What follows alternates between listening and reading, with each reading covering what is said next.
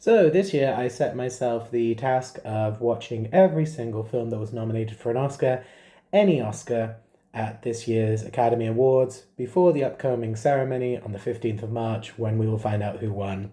I did this mostly for fun, but also it's something that I've wanted to do for a while. This is sometimes known as an Oscars death race in the parlance of people who do this every year. I've never done it before, but this year seemed like a good one because apparently there weren't that many films nominated. There were 50, which seems like a lot to me, but I know in previous years they've nominated many more. So I decided to have a go. And I managed to complete my race a couple days ago.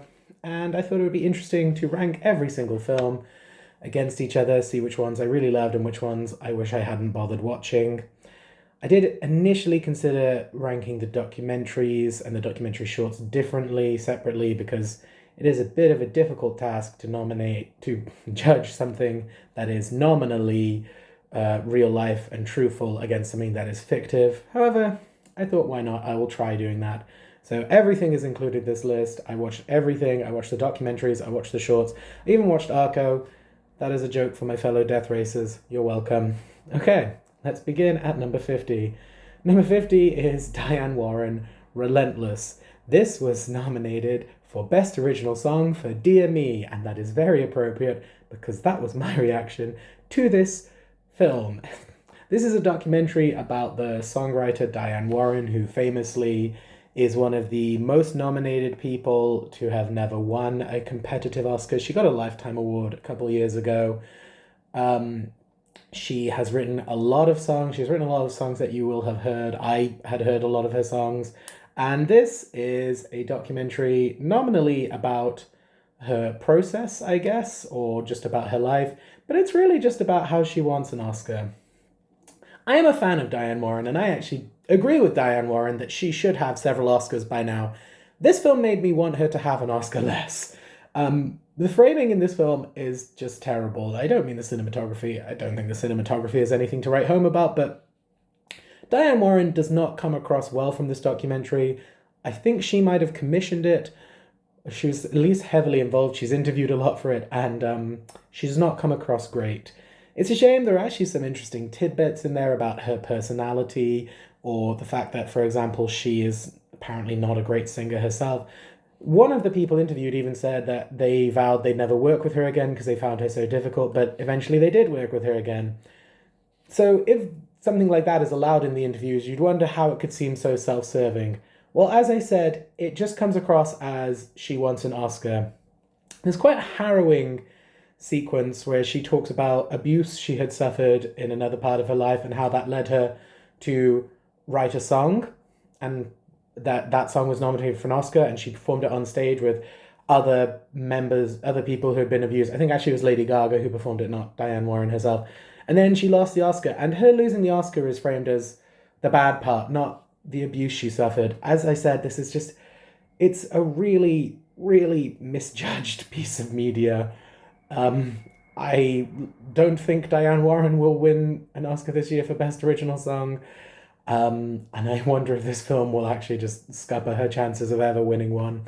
Probably not. I don't think many people saw it. Enough, though, to get it nominated, apparently. Okay, moving on. Number 49, The Smashing Machine, which was nominated for Best Makeup. The makeup in this film is excellent. So in case you don't know, this is The Rock, Dwayne Johnson's attempt to get an Oscar nomination for Best Actor. He didn't get one. Dwayne Johnson plays Mark Kerr, who is a professional fighter, I believe, in UFC, Ultimate Fighting Championship, and that's about it, really. Well, no, other things happen. He struggles with addiction. He has a tempestuous marriage. He does some fights. The makeup work is excellent. It's actually a bit uncanny to hear Maui's voice coming out of someone who does not look like Dwayne Johnson. In some shots, he looks a little bit like Dwayne Johnson. In other shots, he doesn't look anything at all like Dwayne Johnson. Weirdly, when he has hair, he looks a bit more like Dwayne Johnson, and then they shave his head. And The Rock normally sports a shaved head in real life, but for some reason, when they shave his head, it really emphasizes how much he does not look like Dwayne Johnson in this film. So, A+ makeup work, I support that nomination. I do not like this film otherwise. I don't think The Rock is bad as Mark Kerr. I don't think he's good though. I think he's fine. I think he delivers an adequate performance. I don't think he gives Mark Kerr much depth, and I didn't really care about what happened to him. This is my problem with this film as a whole. It is extremely anodyne, which is kind of ironic given Mark Kerr's addiction issues in the film. When I heard the premise of this film, I thought it was going to be a really tough watch. I thought there was going to be such an emphasis on the brutal physical punishment that Mark Kerr undertakes during his fights and, all the terrible strain it puts on him. There are fights depicted, and watching the fights, I knew intellectually that it would hurt if that were being done to me, but I did not feel it filmically. I think the film does not use film language very well to convey how much it would actually hurt to have these things done to you. So, I don't know why you would bother to make this film otherwise, really. The character drama is not interesting. Emily Blunt is a talented woman. She's one of my favorite working actresses. She doesn't really get anything to do here. She can't draw blood from a stone, sadly. So, yes, this film was not good. It also ended on a very, very funny note to me. This was the last film I watched for my Oscars death race, and the final message of the film, because like a lot of biopics, it ends with text on the screen telling you what happened to the people involved. It ends with a title card saying, "Today's fighters earn millions of dollars and everyone knows their name," which is just so petty and butthurt a way to end your film. This was very funny because I cannot name a single UFC fighter other than Mark Kerr, and I only know who he is because of this film. So, yeah, that's not really a theme of the film that I could tell. It doesn't seem to be about his struggles with money or him not getting enough attention or fame for what he does. So, I have no idea why they ended it like that. Nil point. Bad film. Moving on, number 48 of The Singers. This is a short film that was nominated for Best Live Action Short, and it does feel mean to rank a short film so low down on the list because obviously they don't have the same amount of time and often they don't have the same amount of resources as other movies on this list. But I have to be honest, I got very little out of watching this film. This film is about a bar. It looks a bit of a depressing bar, and the patrons and the bar owner don't seem to like each other very much. But then the bar owner starts a singing competition to win $100, and a lot of people sing, and some of them reveals to themselves to be very good singers indeed, have a lot of musical talent, which is a nice enough premise. I understand what the film is going for. It's about, revitalizing a slightly dead community. It's about men being vulnerable with each other, but I just don't think it presents those ideas in a particularly interesting way. I didn't think the cinematography was anything impressive. I don't know why this film is ranked above many other short films of, I would say, better quality with more interesting ideas to promote. So I'm sorry. I don't hold anything against the people who made this film. I'm sure they'd be capable of making a film I would get more out of in the future, but I have to say this didn't do anything for me. Sorry. Number 47, F1 the movie. We have our first Best Picture winner, and it is at number 47 out of 50 films.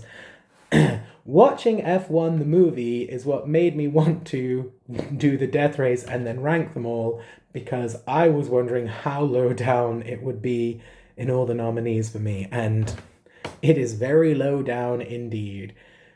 F1 the movie is about some people who drive cars in an F1 race, and they are in the lowest ranked team in the race. And if they don't win this race, then the team is going to be sold to a new owner. And that's the sum total of the plot, really. I don't care. I find it impossible to care about this, and I don't think the film gives you a good reason to care about it. I don't care who owns a race team. They don't set up Javier Bardem, who owns the race team currently when the film starts, as being the best boss ever or somehow better than other F1 bosses. So I don't see why I should mind if an incredibly rich man no longer owns a racing team. Brad Pitt's character, who is the main character, says he doesn't care about which race he's in as long as he's racing, so I don't care why I should wonder whether or not he's going to win. He doesn't care if he wins, he just cares about being in a race, so there's no real tension there. Very near the end, they try to introduce a physical element where they say that Brad Pitt injured himself so badly in a crash earlier that he shouldn't be racing anymore, and if he races now, his spinal column could explode or something. I don't remember what the exact issue is, but they try and add an element of physical danger to it, but it becomes very late in the film, and also he races and his spinal column doesn't explode, so that was just wrong, apparently, by the doctors. It's a film where it's very hard to care about what happens, and I think I know why. This has the official endorsement of the actual F1 company, corporation, whatever you want to call them, and they do not want to be depicted in a bad light. This is why it's about a fictional team rather than a real racing team, and why none of the other racing teams can be depicted as bad guys. You can't have that the team that we're following might be sold into the employ of someone who's wicked, because you would then have to depict someone involved in F1 as wicked. They tried to have someone within the team be a villain. He's so ineffectual, I forgot about him until he popped up again. And he's played by Tobias Menzies, who was on The Crown. So, like, there was a reason for me to remember him, and I didn't, because he is just so nothing of a character. Yeah, this film is just bad. I liked some of the racing sequences, I guess. I thought there was an interesting idea where Brad Pitt's character was using slightly underhanded tactics to stall races and keep people in place, etc. And then apparently none of those are real. Like, you couldn't do that in an actual race. So the only interesting bit was Bunkum to me. I have to say, I don't even really know who this film is for. I was watching it like, well, I'm not a fan of F1, so I wouldn't enjoy this. But I can't imagine real fans of F1 would enjoy this either. It's so expository.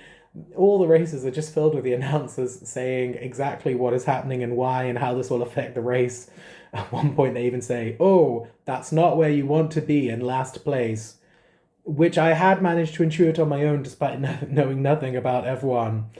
So, yes, I thought this was extremely bad, and I'm sad that I wasted time on it.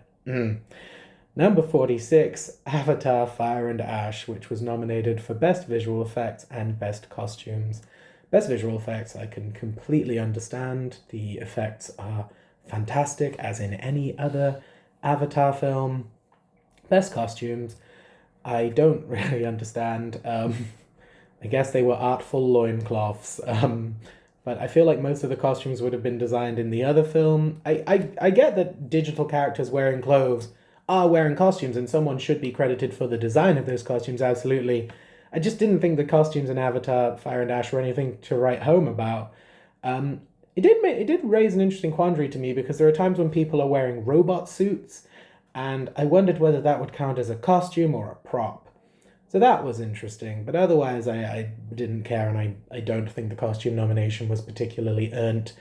Avatar Fire and Ash is the same as other Avatar films in that it's about humans who can inhabit the bodies of, or like cloned bodies of an alien race, because this alien race are on a moon with a lot of resources that the humans need, but the atmosphere on this moon is toxic, and there is a human who several movies ago defected to live with the aliens and fused into his alien body full time. I have not seen the second Avatar. I saw the first Avatar in the cinema over a decade ago at this point. That is the only time that I have interacted with Avatar as a franchise, until I watched Avatar Fire and Ash to complete the death race. And watching Avatar Fire and Ash reminded me why I don't interact with this franchise. It's a shame, because I actually think this could be really fun. There are some interesting ideas in Avatar Fire and Ash. They introduce a tribe of evil aliens. I think the aliens are called the Na'vi. They introduce a tribe of evil Na'vi who are collaborationist with the humans. And that's an interesting idea. That could really go somewhere. You could explore why these people are collaborating. They reject the kind of Earth Mother religion of their peers because they feel that they were abandoned by this spirit god, this animus that guides the rest of their kin. And again, that's very interesting. I wish they had done more with that. The evil Navi are not really necessary to the plot. You could write them out very easily. You could actually write a lot out of this film. This film is far too long, and the same thing happens about three times, which is someone gets captured over to the human military base, escapes, goes back, then they have to go back to the base for a different reason, gets captured, escapes. It is just mind-bogglingly repetitive, and it's a shame because if the film were better written, if the characters were more interesting, if the pacing were better, there are actually some really fun high camp shenanigans going on in this film. There are people driving robot crabs. There is a scene where a whole like naval military unit is taken out by squid jumping out of the water and dragging them down to the depths. That's amazing. Sigourney Weaver beats someone in a telepathic battle. This could be fantastic, but the writing is so mundane, and I'm sorry, I think the acting is quite wooden and bad, and it just renders very cool scenes quite dull. Also, as I said, I skipped the second film. When did they all start speaking English? I thought it was like quite a big plot point of the first film that the Navi did not speak English or refused to speak English. And so when I was watching this film, I thought for a while that maybe a translation convention was happening and they were speaking Navi to each other, and we were just hearing English as an audience. But then there are times when they do speak to each other in Navi. So when did they all just start speaking English and why? I'm not going to watch the second one, so I will never know the answer to that. Okay, number 45, All the Empty Rooms. This is a documentary short, nominated for Best Documentary Short. I feel bad putting this so low down. I think this is a very noble endeavor on behalf of those undertaking it. All the Empty Rooms chronicles a photojournalist in America who is going around taking pictures of the rooms of children who were killed in school shootings for an article, as you might guess, condemning school shootings and, trying to show the human effects thereof. That is very admirable. I found this film strangely sterile. I did not get the emotional impact I was expecting from it. I thought that this would be a really hard watch. I thought that it would be very highly emotional, but to me it wasn't. It all seemed to be done at a remove. I think partially because the film is not mostly about the children or the families affected by the school shooting. It's mostly framed around the man going around photographing these rooms, which again is a noble endeavor, but it's that itself is not the story to me that someone is doing that. It's the human stories of the children killed. I feel bad putting this low down, but I have to be honest, it was not for me. It did not have as much emotional impact as I was expecting. I'm sorry. Number 44, Zootopia 2. This is something I feel much less bad roasting. I was enjoying Zootopia 2 enough. I didn't think it was anything groundbreaking, but it was fun. It had some fun jokes. It had an interesting enough premise with a mystery relating to societal prejudice. In case you don't know, Zootopia is a franchise where we explore racism through the allegory of different animal species and their prejudices about one another, their stereotypes, their presumptions about other species. And this film covers that as well, but in this case it's about history and how history can be rewritten so that people from marginalized groups have their contributions to history taken away from them. A very cromulent idea, and one that I think is good to cover for children, to give children a jumping off point for that idea when they encounter it later in life.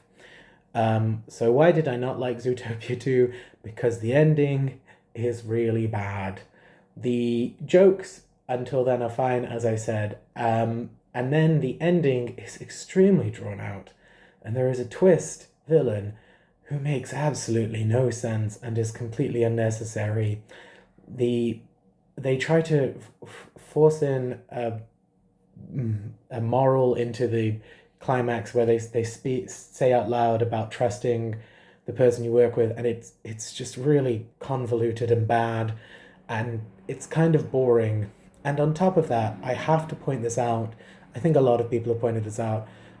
Early in the film, they say that lynxes are evil because all territorial animals are evil because they only care about expanding their territory. And the villains of this film are lynxes. And you think that it's kind of a little bit counteracted because there is a good lynx, and then the good lynx twist is one of the villains, in fact, and is evil and is working with his family to destroy the evidence of a historic crime they had committed. And so you have destroyed the the moral that you were talking about, the moral you were pressing about not believing stereotypes, not making racist assumptions, because the racist assumption that hierarchical animals, not hierarchical, territorial animals are bad, is true.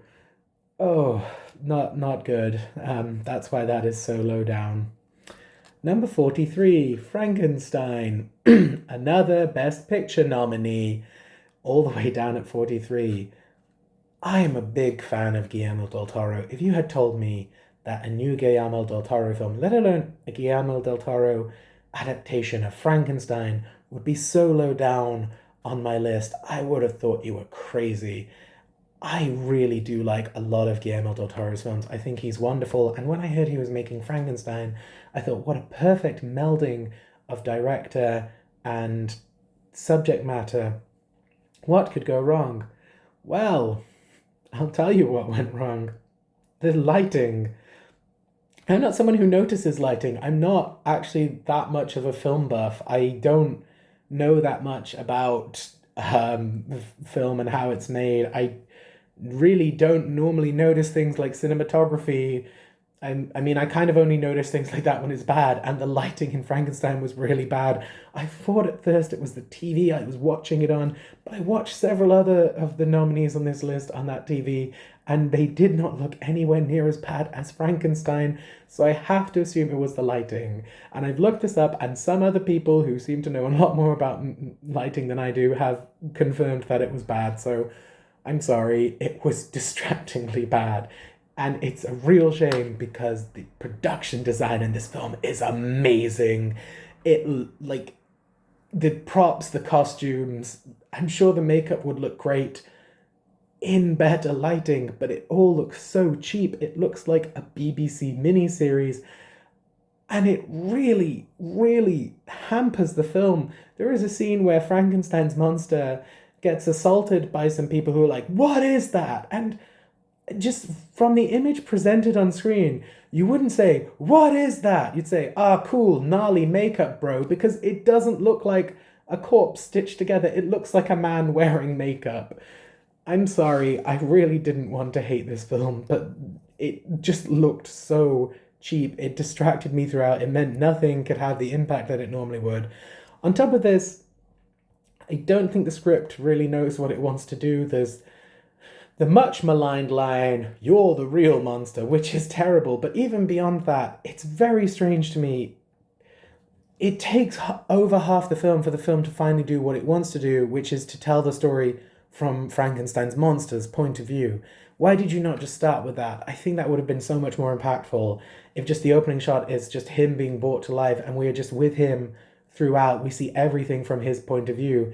That seems like a much more revolutionary way to tell this story, and it seems to fit in more with Guillermo del Toro's sensibilities, so I don't know why that wasn't the case. Also, I just have to say, Oscar Isaac's accent was bad. It made an already not great script sound even faker. Sorry. Number 42, Marty Supreme. Another Best Picture nominee in my bottom 10. Okay, Marty Supreme, I can see why people would enjoy it. I can see, in a way, why you would nominate it. I mean, F1 the movie, I don't get why that was nominated at all. With Marty Supreme and Frankenstein, I can at least see the sort of superlatives of craft that would that would elevate it in some people's point of view. However, I'm afraid I can't really talk about my disdain for Marty Supreme without spoiling the ending. So if you don't want the ending of Marty Supreme spoiled, skip forward about a minute, I would say. So Marty Supreme, the entire film, he's just a complete dickhead. He's an idiot, he's selfish, he's cruel, and he's not a particularly smart man. And throughout, there is a woman who is saying she's pregnant with his child. We know as an audience that it is his child because the opening credits are of his sperm rushing through her canal and one of them impregnating the egg, which actually I thought was a great way to put your credits. I actually thought that was really inventive. I really liked that touch. I thought that flourish was great. So we as an, and it also adds like a lovely lack of ambiguity for the audience. We know that this is Marty's child. Marty denies that throughout. He wants to compete in a ping pong tournament in Japan. He has pissed off pretty much everybody who could help him accomplish that goal, people with money, the ping pong association, just everyone. Everyone hates him because, again, he's a dickhead and he's selfish and he's stupid. He eventually manages to get to Japan. He does this match. He manages to beat this guy who beat him before. And then Marty flies back to America and sees his son for the first time and begins to cry. It's so emotional. And this is why this dropped this film a lot for me, because there has been no suggestion in the script up to that point that Marty has any kind of hinterland, that Marty has any kind of redeeming features. He's just a selfish asshole. As I said, he's not very bright. There's not much to him or his character. I do not believe that he would have this reaction to seeing his infant son. I believe he would turn around and run away the same way he did previously. Nothing in the script, nothing in the performance has suggested that he has this kind of redeemable qualities. And to me, the ending just kind of confirmed what I suspected, which is that I think the director of this film is much more invested in Marty and thinks he is much more interesting than I do and thinks he is much more worthy of dissection than I do. Ultimately, Marty Supreme is a character study of someone who doesn't have much character, in my opinion. So that is why I do not rank it very highly. It's not just that I didn't like it or I didn't like the main character. You can make films about dislikable main characters. There'll be several more on this list that are higher ranked, but the framing of the film makes me think that I'm meant to like him, and no work has been put into that, in my opinion. Number 41, Armed Only with a Camera, the life and death of Brett Reynolds. Sorry if I said that name incorrectly. This is a very interesting film. This is, I believe, a documentary short that was nominated for Best Documentary Short. I think this should have been a full-length documentary. I really do. The reason this is so low ranked, even though I actually thought it was very well made, is because it's a bit too scattershot. Brett Renault was a war reporter, photojournalist who went to all kinds of disaster areas, war sites, and documented the atrocities there. And he was later killed in Ukraine.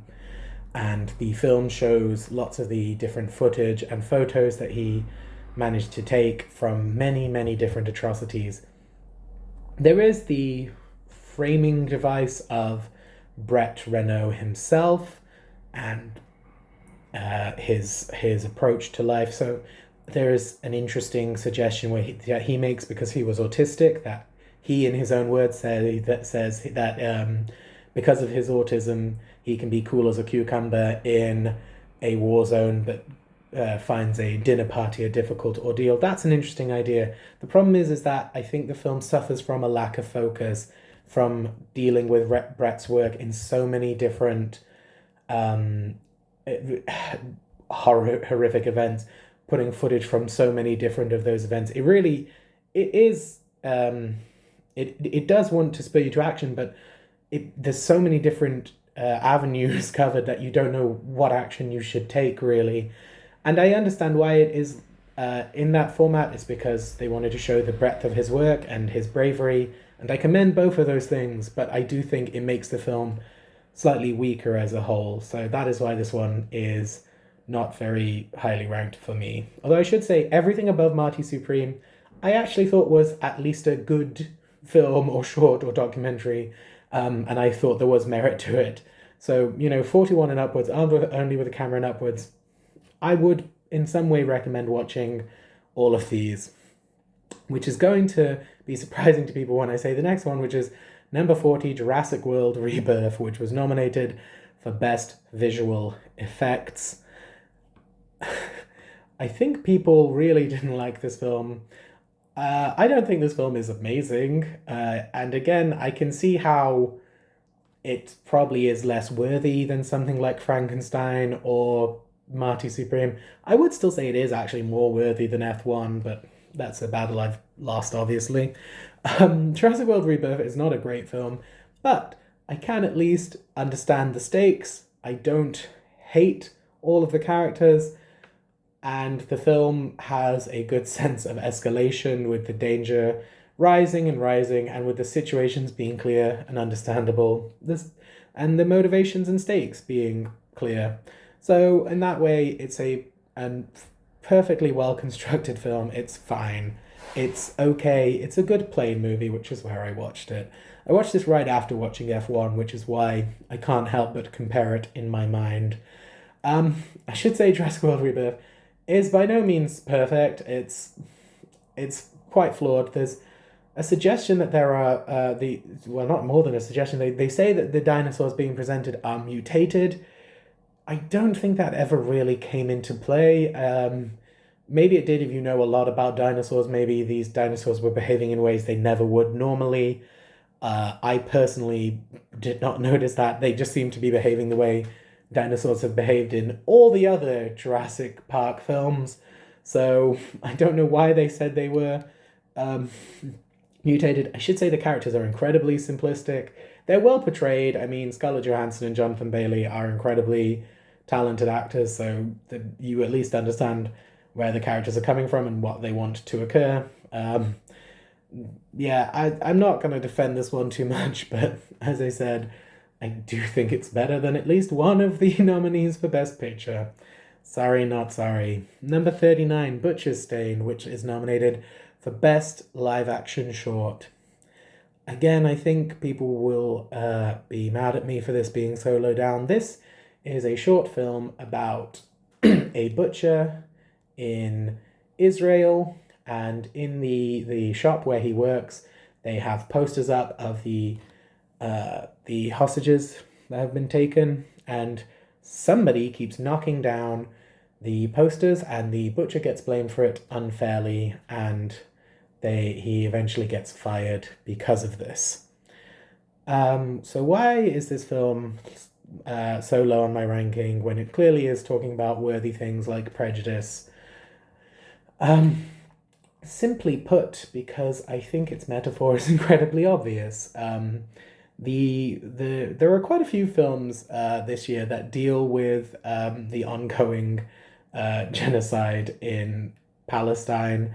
And this one is, I think, the least subtle, or at least the least informative in its approach. And that's not necessarily a terrible thing. As I've said, I think this is a perfectly worthy film. I think it's well made and it gets its point across, but it doesn't have much to say. I think also there is a weird thing of its metaphor being about the way that Israel is treating Palestinians, but also the fact that it is set already in Israel. I don't know why they then don't just make a film directly about the thing they want to. They're already going to go into the situation that the metaphor is about. It just feels a bit weirdly removed from its subject matter without the level of abstraction you would expect from a piece of art. But I do think it's very well acted. I think it's well made. You do get angry at the injustice that is being portrayed on screen, which is obviously the point, so that's very good. But yes, I personally think there are better films touching on this same conflict. So that's why this one is not as high as it could be. Number 38, Arco, the final boss of the Oscars death race this year. This was the last film to be made available to American audiences in most cases. I'm not American, so actually this wasn't the last one I watched, but it was very funny to be on the Oscars death race subreddit and just see like 3 posts a day like, how can I watch Arco? And I got to watch Arco, and I quite enjoyed it.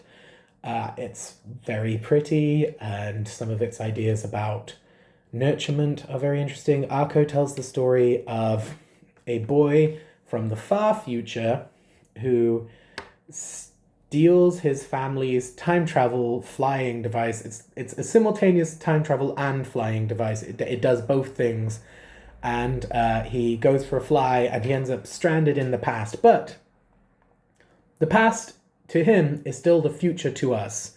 I think they say it's 2075. So he ends up in this future past to him.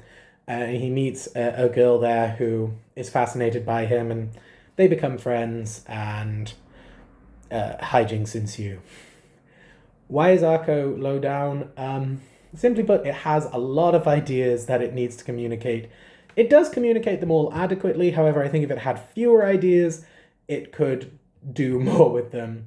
The fact that he goes from the very far future to the past, which is still the future to us, is not a bad concept, but it does mean you have to introduce two separate worlds full of different technologies, different philosophies, and different levels of climate catastrophe happening. There is also a subplot about three men chasing them who have their own reasons for chasing them, which is a backstory that you also need to explain, as well as developing the relationship between the boy and the girl, and also their relationships with their parents, which is, I think, what the moral or the theme of the story is really about. It's about lack of nurture. So there are a lot of ideas. At one point watching Arco, I wondered if it was like a movie from a manga or like an anime series, like if it was like the kind of, between seasons movie of an anime series that I didn't know.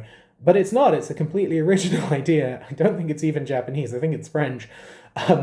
But still, there was just so many ideas to introduce that some of them just didn't have time to land for me, sadly. Number 37, The Girl Who Cried Pearls, nominated in Best Animated Short. This would have terrified me as a child, and I mean that in a good way. It's stop motion, and it's kind of quite creaky stop motion in some ways, which is good. It has a lot of atmosphere. It's very, has a Victorian aesthetic, which is lovely. It's this kind of fable about value and which things have value, what do we give value, which things do we give value to. And I think it's all very well done, and I think the ending is nice.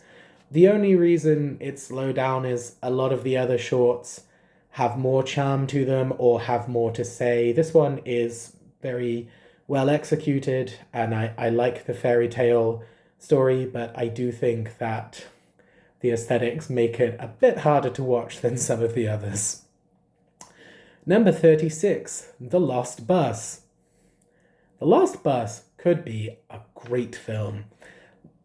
The Lost Bus was nominated for Best Visual Effects. It tells the story of a school bus in a terrible California wildfire, and the teacher and the school bus driver who have to take this bus full of children through this devastating wildfire and try to get them to safety. And the shots of driving through the fire, some of the action they get into in this bus is really exhilarating. It's really well done. It's shot amazingly. The Best Visual Effects nomination was completely earned. That fire looks terrifying and real, and fire is something that is difficult to animate, so I 100% support that nomination. The scenes where they're actually in danger are fantastic and are really well directed and made. The film is let down by everything around that. There are long sequences of people strategizing how to fight the fire. There is some really shonky character work where Matthew McConaughey and America Ferrera, who are playing the bus driver and the school teacher respectively, talk about their lives and their disappointments with their life, which just feels very tacked on, and it doesn't really integrate into the film, and it just feels the film stops dead to talk about that. Matthew McConaughey's terrible home life is just really overdone and just feels unrealistic because it's just so hammered home how terrible his home life is. There is one really nice character moment with Matthew McConaughey where he realizes he won't be able to go back for his son and mother who are in the heart of the wildfire, and America Ferrera says, "Well, they'll get the notifications, right?" And he says, "I didn't sign up for them." That's brilliant, but that's like the one good character moment.